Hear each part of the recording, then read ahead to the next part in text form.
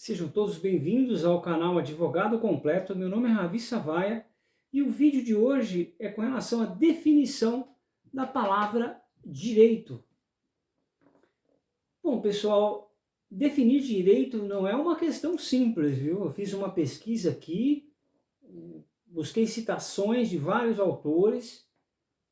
Eu vou introduzir dizendo o seguinte: as possibilidades da forma do uso da palavra direito é muito ampla. Existem vários modos de recortá-lo e que demonstra a infinidade de definições possíveis para a palavra direito. E em cada uma existe uma constituição de diferentes realidades jurídicas. Como escolher entre uma delas? O fato é que temos de escolher, caso contrário, a experiência com a realidade direito resta ser prejudicada ou será prejudicada, né? Então, quais são as problemáticas? Aí Tércio Sampaio, né, que é um doutrinador, é interessante a explicação que ele dá, que esse autor ele fala o seguinte, que o termo direito, sinteticamente, ele é impreciso, pois pode ser conectado com verbos, substantivo, adjetivos, advérbios, aí ele dá vários exemplos, né? Quando a palavra direito é conectado com verbos. Um exemplo: meus direitos não valem nada. É uma frase onde o direito é conectado como verbo, né? Como substantivo. Exemplo: o direito é uma ciência. Como adjetivo, este direito é injusto. Podemos também usar como substantivo, né? O direito brasileiro prevê, três pontinhos, como advérbio. Fulano não agiu direito. Novamente como adjetivo. Ciclano não é um homem direito. Como adjetivo, né? Percebe-se então, pessoal, que semanticamente é um termo impreciso a palavra direito. Você viu que você pode levar para ela se conecta com verbo, com substantivo, com advérbio, com adjetivo. Por isso que é importante ter várias menções sobre a palavra para que a gente chegue o mais perto possível do que seja um conceito, e mesmo assim a gente não vai conseguir fechar esse quebra-cabeça, porque ele é um pouco aberto, né? Podemos dizer também, apoiado num outro doutrinador, que é o Carlos Santiago Nino, que existe problemas com relação à palavra direito, com relação à ambiguidade, tá, pessoal? Porque é uma palavra ambígua, né?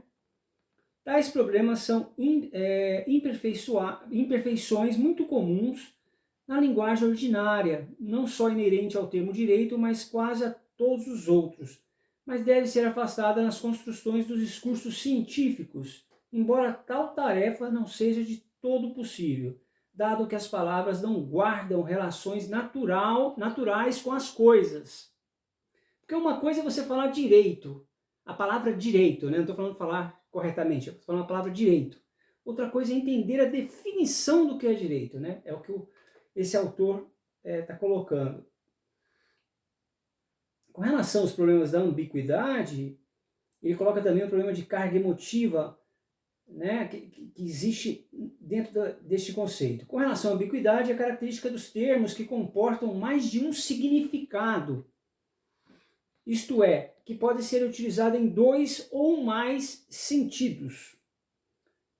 O título de exemplo, a palavra cadeira pode ser empregada na acepção de assento com costa para uma pessoa, ou de disciplina, matéria de um curso. A palavra casa pode ser utilizada no sentido de moradia ou de buraco por onde passa o botão da camisa, né? Casa. Sempre que nesse vocábulo apresenta duas ou mais acepções, deparamos-nos com o vício da ambiguidade, que é o caso da palavra direito, né? Por isso que ele citou esse problema. Tal problema surge justamente porque não existe significado ontológico ao termo. Por estes não tocam a realidade. O vínculo que se estabelece entre a palavra e seu significado é artificialmente construído por uma comunidade de discursos, e nada impede que um mesmo suporte físico seja relacionado a mais de um significado. Aliás, esse recurso é um recurso constante na linguagem. Uma solução para o problema da ambiguidade é o processo da elucidação, por meio do qual a língua vai apontando o sentido dado ao termo, conforme a sua utilização. A palavra direito é multiplamente ambígua. Além disso, apresenta-se a pior espécie de ambiguidade, como observa Tarek Moisés Mousalem, aquela constituída por vários significados estritamente relacionados entre si, diferentemente, por exemplo, da ambiguidade da palavra casa, cuja significado é morada e buraco do botão, né, da camisa, não são vinculados semanticamente aos discursos conceitos de direitos que se entrelaçam. Ele deu um exemplo aqui, esse autor, que a palavra casa tem dois conceitos, né? Seria a casa aqui, que é esse buraquinho aqui onde vai o botão, e a moradia. Já direito é muito amplo quando a gente fala a palavra direito, a gente entra numa complexidade de conceitos. Para corroborar a ambiguidade da palavra direito, basta abrirmos qualquer dicionário de língua portuguesa, que lá estarão diversos sentidos para o vocábulo. Encontramos pelo menos 13 acepções, quase todas extremamente relacionadas. Vejamos. Direito, complexo de leis ou normas que regem relações entre os homens. Exemplo, direito brasileiro. Ciência ou disciplina jurídica que estuda as normas. Exemplo, livro de direito. Faculdade de praticar um ato, de possuir, usar, exigir ou dispor de alguma coisa. Exemplo, ela tem direito de vender o imóvel. Legitimidade. Exemplo, é dele por direito. Que segue a lei e os bons costumes, justo, correto, honesto. Exemplo, comerciante de direito, não rouba nos preços. De conduta impecável, irrepreensível. Exemplo, moça direita. Sem erros, certo, correto. Seu cálculo está direito. Vertical, aprumado. Exemplo, não fica curvo, fica direito. É bem interessante, né? O tanto de significado. Lado oposto ao coração, braço direito. Justiça, exemplo, é dele por direito. Jurisprudência, decisão, exemplo, direito dos tribunais. Conjunto de cursos e disciplinas constituintes do curso de nível superior, que constitui o curso superior, que forma profissionais da lei. Exemplo, ele cursa o 3º ano de direito. O conceito e o contexto que se encaixa, né? Educadamente, atenciosamente, exemplo, trate direito às visitas. Olha a amplitude da palavra direito, pessoal. Além da ambiguidade da palavra, de definir o significado de direito, pressupõe uma tomada de decisão quanto à sua forma de uso.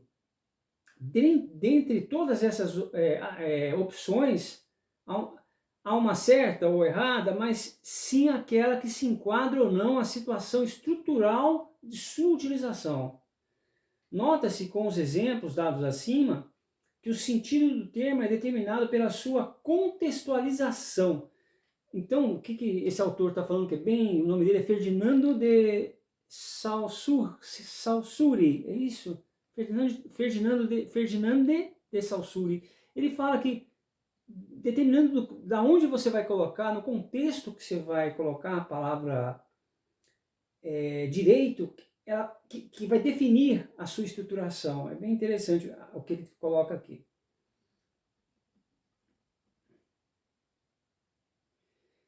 Já o Ricardo Gilborg, nessa pesquisa que eu fiz, ele fala que todas as palavras são vagas e muito ambíguas. Isso acontece porque a linguagem é construída na medida de nossas necessidades. Aí já vai caminhando para um caminho bem científico, tá, pessoal?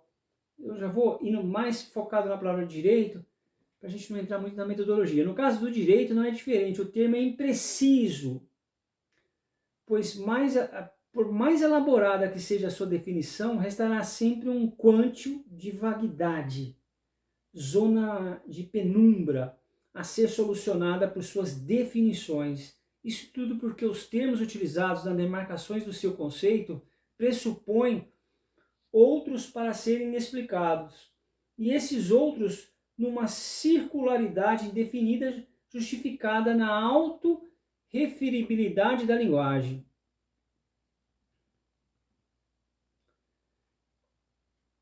O direito é uma dessas palavras. Espera-se que o conceito de direito incite um sentimento de justiça, característico de sua utilização na linguagem comum, influenciado pela cultura etimológica do termo, que se explica desde os primórdios desse modo que é usada, né? A associação ao valor de justiça faz-se presente o adjetivo jurídico empregado para nomear aquilo que é de direito, que acaba por influenciar nesse conceito do que é o direito, tá, pessoal? Já a palavra jurídico é derivada do latim juris, jus, que significa equidade, justiça divina, direito, do verbo jurere, né? Jubere, ordenar, mandar, dar ordem.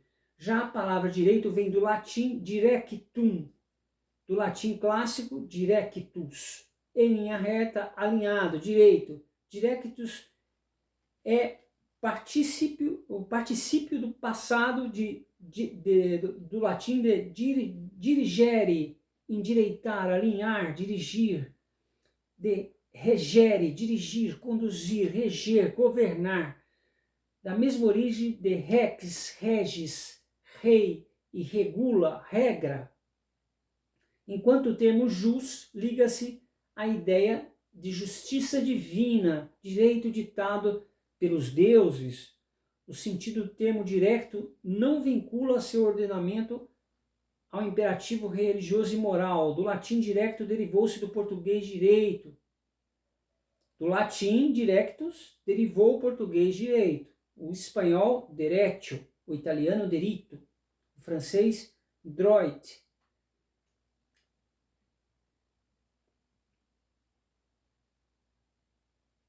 Do latim juridicus, relativo aos tribunais, à justiça, ao direito, derivado de jus. Em português e espanhol, jurídico. Já tá aí no século XV, né? Em italiano, giuridico. Em francês, juridique. Em inglês, juridique. Onde, respectivamente, o substantivo português juridicidade é demais é uma formação recente, esse termo juridicidade. Nota-se, portanto, que a etimologia do conceito de direito associa-se ao termo justiça, tá, pessoal? Aqui a gente começa a entrar no que eu estou querendo nesse vídeo, né? A gente aprofundar no conceito de direito. Isto é, sem dúvida, um dos vícios que envolve a construção do sentido de direito é, consequentemente, sua definição. Jurista e todos aqueles, de certa forma, lidam com a realidade jurídica, influenciado pela cultura etimológica da palavra e pelo seu uso de linguagem comum, inclinam-se à definição satisfatórias das suas convicções ideológicas. Então vai variar um pouquinho de jurista para jurista com relação às suas definições. O problema não está na valoração do termo direito, mas pois todo termo é valorativo, dado que o homem, sujeito que interpreta, é um ser cultural e impregnado de valores, buscando ignorar os ideais políticos e morais como objeto da ciência jurídica. Essa é a dificuldade de libertar do conceito de direito a ideia de justiça, porque ambos são confundidos no pensamento político. existe uma confusão, se mistura o conceito de direito com justiça por causa da valoração, esse autor está falando, né? No âmbito científico, as definições tendem a satisfações ideológicas, devem ser afastadas. No âmbito científico, as definições tendenciosas às satisfações ideológicas devem ser afastadas. Por quê? Porque tem que ter neutralidade científica para conseguir conceituar direito, né? No caso do direito, esse afastamento emotivo é complicado, pois as expectativas destinadas ao termo são emotivas também, ao conhecimento da realidade jurídica, por influências históricas e etc. Né?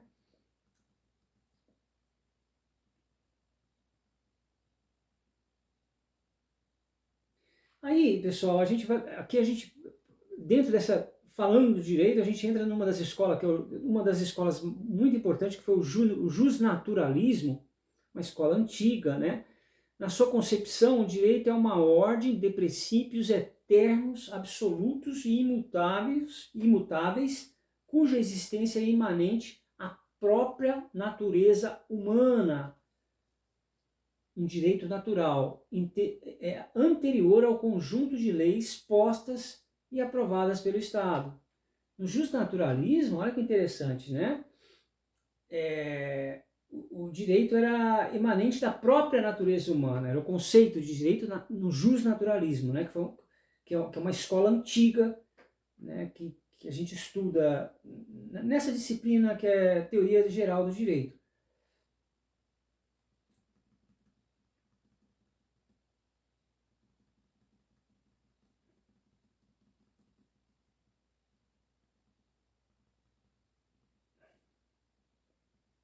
O conceito de ordem natural alterou-se substancialmente acompanhando as modificações filosóficas no transcorrer histórico, de modo que podemos identificar 3 fases do justnaturalismo: o clássico, o medieval e o moderno. O justnaturalismo clássico é marcado pelo pensamento grego, pré-socrático, e tem fundamentos na existência de uma lei natural. A ordem natural é inerente à essência das coisas, permanente e imutável. Desse modo, da mesma forma que há uma ordem intrínseca da natureza para os movimentos dos corpos, para a transformação da matéria, existe uma ordem jurídica para o convívio em sociedade. O direito, seus princípios representam, seus representantes principais Sócrates, Platão e Aristóteles, tá? Esse primeiro, do justnaturalismo clássico. No justnaturalismo medieval, a ordem natural deixa de ser o modo próprio das coisas para ser a vontade divina. Mistura o conceito de direito com o de justiça divina.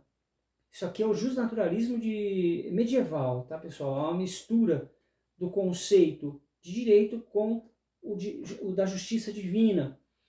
E aí vem representantes como São Tomás de Aquino e Santo Agostinho. No justnaturalismo moderno, a ordem natural não se encontra na essência do convívio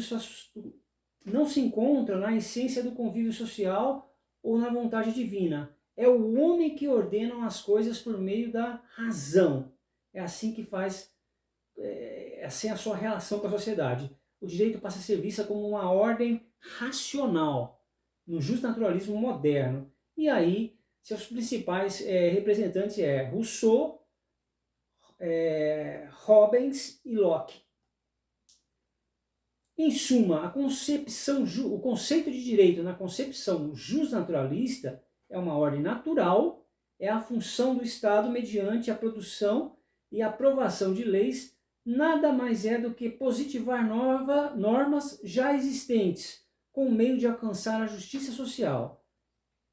Há 2 formas no entender de conceber a ordem positivada: a monista, que elimina qualquer outro direito que não natural, considerada que é uma mera exteriorização daquele, e a dualista, que difere o direito natural do direito positivado. Depois veio o conceito de direito pela escola exegese.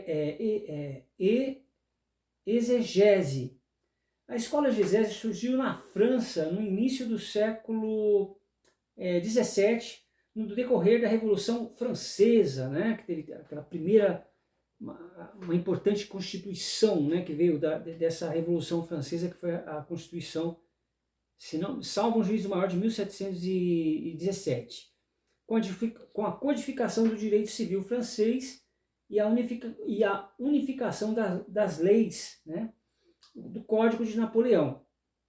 Segundo essa concepção, não há direito fora do texto legal. Esse é o conceito de direito exegese, né? Não há conceito fora do contexto legal.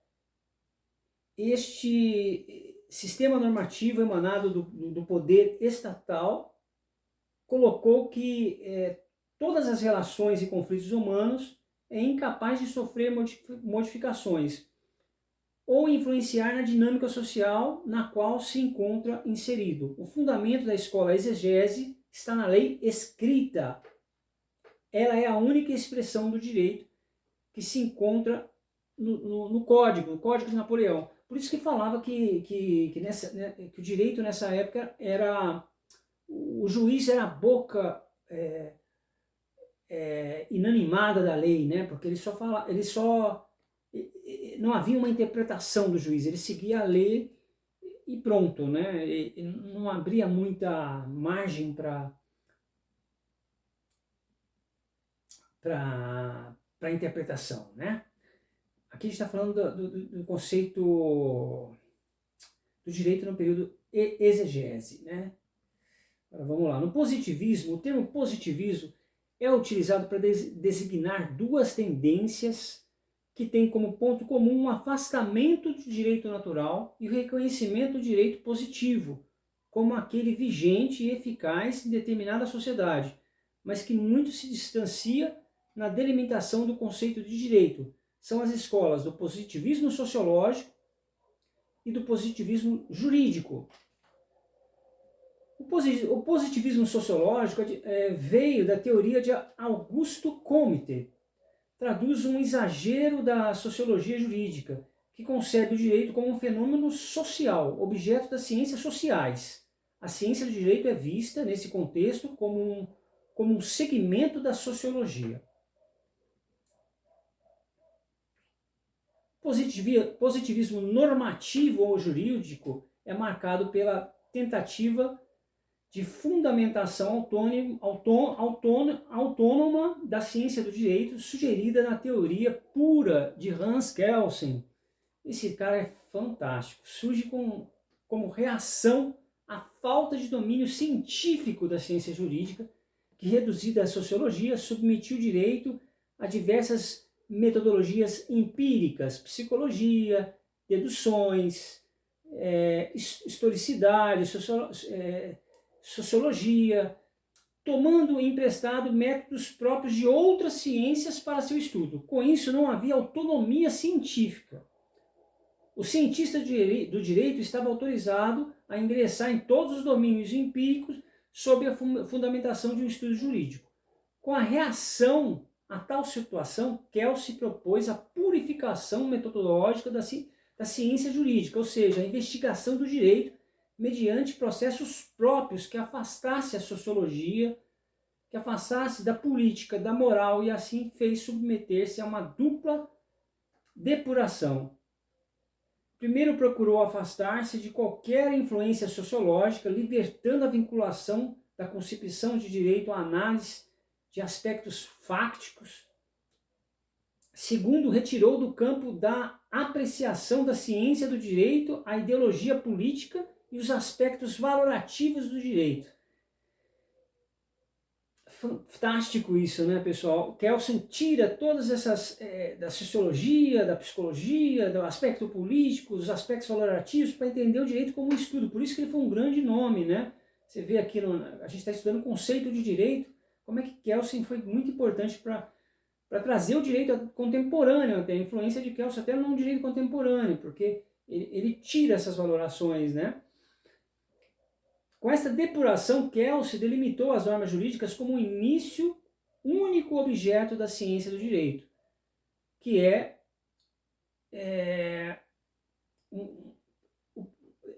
uma ordenação organizada, né? Aquela que a gente conhece, aquela pirâmide de Kelsen, né? Que está a Constituição lá no topo. O pós-positivismo é um movimento recente que mistura tendências normativas e culturalistas, surgindo com uma crítica à dogmática, o dogmatismo jurídico tradicional, positivismo. A objetividade do direito, a neutralidade do intérprete. Suas ideias ultrapassam o legalismo estrito do positivismo. No entanto, recorre às categorias da razão subjetiva do justnaturalismo. Como uma das vertentes, podemos citar a escola do constitucionalismo moderno, difundida no Brasil por Luiz Roberto Barroso. Tá? Inspirado na teoria kelsiana, adotamos uma posição normativa do direito, considerando como complexo de normas jurídicas validadas num dado país. Esse é o primeiro corte metodológico para a demarcação do nosso objeto de estudo, o complexo de normas jurídicas validadas num determinado país, num dado país.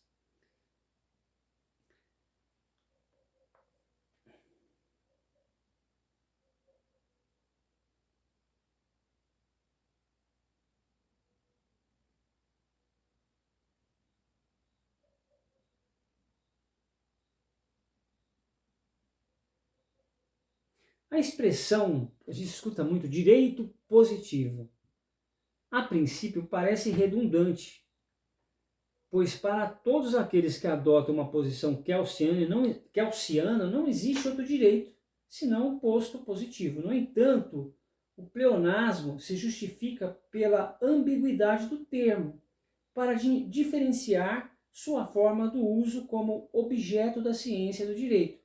De todas as demais acepções que possui, o qualificado positivo significa produzido por um ato de vontade de autoridade e agregado ao termo direito. Aumenta sua precisão terminológica. Por isso que esse termo direito positivo é para aumentar sua precisão terminológica, porque a palavra direito por si só, sozinha, ela é ambígua. No segundo recorte diz respeito à materialidade do direito. Tomá-lo como um corpo de linguagem importa um posicionamento muito particular.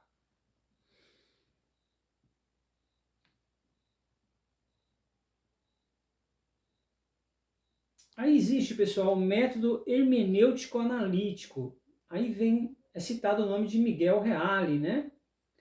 Que cada método deve adaptar-se a seu objeto. Em razão disso, afasta-se pela própria ontologia objetal do direito as vias racionais dedutiva, adequada ao plano dos objetos ideais, empíricos indutiva, apropriada ao plano dos objetos naturais. O direito, tomado como objeto cultural, é uma construção do ser humano, como explica Paulo de Barros Carvalho, está longe de ser um dado simplesmente ideal, não sendo aplicável também às técnicas de investigação do mundo natural, o ato de aprender e compreender o caminho a ser percorrido. Tomamos o direito como um corpo de linguagem. Nesse sentido, o método analítico mostra-se eficiente para o seu conhecimento. Com ele, a ciência da linguagem, com auxílio da lógica, é que realizamos a decomposição do discurso jurídico para estudá-lo minuciosamente em âmbitos sintáticos, estruturais, semânticos significativos e pragmáticos práticos com relação à aplicação, para construirmos a unicidade do objeto por meio do seu detalhamento. Olha a complexidade da palavra direito, pessoal. Se lê, faz vários resumos e não chega num conceito final, de tão amplo que é a palavra. É isso, pessoal. Eu vou ficar por aqui. No próximo vídeo eu falei do direito, as várias, desde lá do justnaturalismo, passando pelo período exegético, depois entrando no positivismo, depois do pós-positivismo. Vou fechar falando que dentre as inúmeras referências ao termo direito, encontramos duas realidades distintas, o direito positivo e a ciência do direito. Dois mundos muito diferentes que não se confundem, mas que por serem representantes linguisticamente pela mesma palavra e por serem ambos tomados como objeto do saber jurídico, acabam não sendo percebidos separadamente por todos. Que uma coisa é o direito positivo, outra coisa é a ciência do direito, que estuda o direito, né? Quando entramos na faculdade de Direito, né, somos apresentados a dois tipos de textos.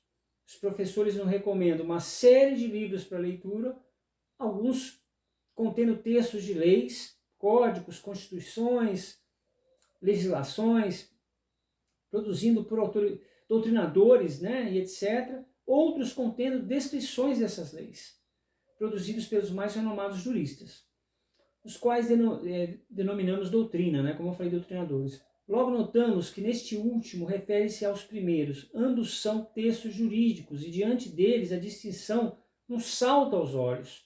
Sem maiores problemas podemos reconhecer a existência de duas realidades.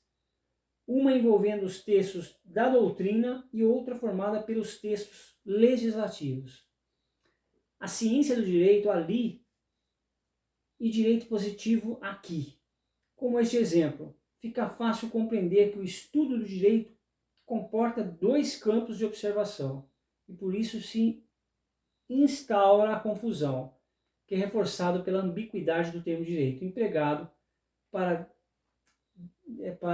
denotar tanto um quanto uma outra realidade.